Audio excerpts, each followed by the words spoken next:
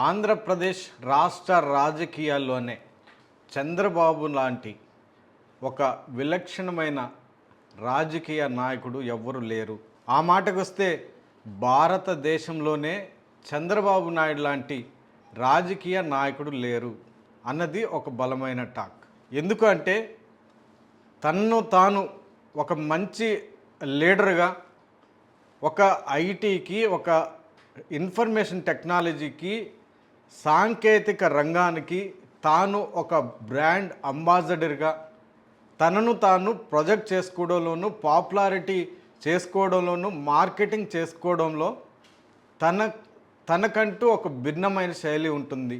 తక్కిన రాజకీయ నాయకులు ఎవరు కూడా చంద్రబాబులాగా ఒక మార్కెటింగ్ చేసుకోవడంలోనూ కానీ, తమను తాము ప్రమోట్ చేసుకునే అంశంలో చంద్రబాబు నాయుడికి మించి చేసుకోలేరు అన్నది బలమైన వాదన రాజకీయ వర్గాల్లో వినిపిస్తుంది.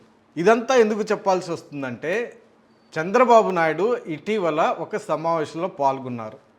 ఆ సమావేశంలో అన్ని అంశాల గురించి ప్రస్తావిస్తూ జంజీ గురించి కూడా ప్రస్తావించారు.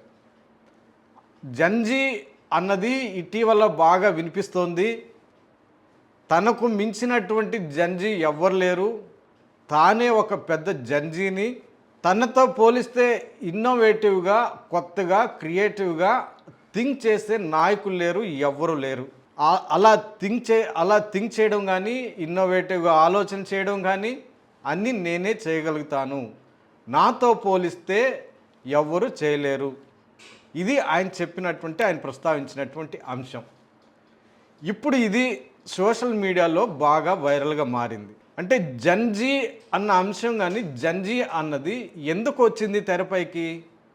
ప్రభుత్వాలు చేస్తున్నటువంటి పనితీరుకు వ్యతిరేకంగా వచ్చింది. ప్రభుత్వ పనితీరు లేకపోతే ప్రజల గొంతుకుగా తెరపైకి వచ్చింది. ప్రభుత్వాన్ని నిలదీసే పని జంజీ చేస్తుంది, అందుకే వచ్చింది. ఢిల్లీలో ఇటీవల భారతదేశంలో కూడా ఇది బాగా వ్యాప్తి చెందింది.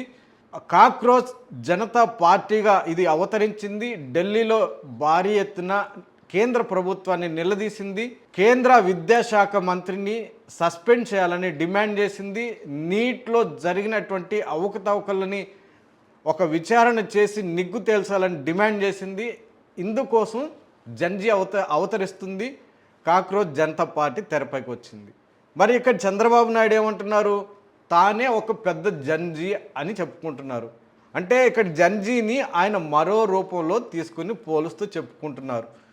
ఒక ఇన్నోవేటివ్ థింకర్గా, టెక్నాలజీ అంశంలో తానే ఒక టాపర్గా చెప్పుకునే ప్రయత్నం చేస్తున్నారు. కానీ జంజీ యాక్చువల్గా వచ్చింది వేరే ఉద్దేశం. అది కాక్రోచ్ జనతా పార్టీగా మారింది భారతదేశంలో. మరి ఆంధ్రప్రదేశ్లో ప్రభుత్వ పనితీరు ఎలా ఉంది? చాలా అంశాల మీద, ప్రభుత్వ పనితీరు మీద ప్రజల్లో చాలా వ్యతిరేకత వస్తుంది. మరి ముఖ్యంగా అమరావతి అక్రమాలు కానీ, ప్రతీకార రాజకీయాల అంశాల్లో కానీ, ఇసుక, లిక్కర్ ఇట్లాంటి అంశాల్లో కూడా ప్రజల్లో భారీగా వ్యతిరేకత వ్యక్తమవుతుంది. అసంతృప్తులు కూడా వ్యక్తమవుతున్నాయి. మరి డిఎస్సిలో అక్రమాలు కూడా వెలుగులోకి వచ్చాయి. దీనిపైన కూడా యువత భారీగా నిరాశ నిస్పృహల్లో ఉంది, భారీగా ప్రశ్నిస్తోంది.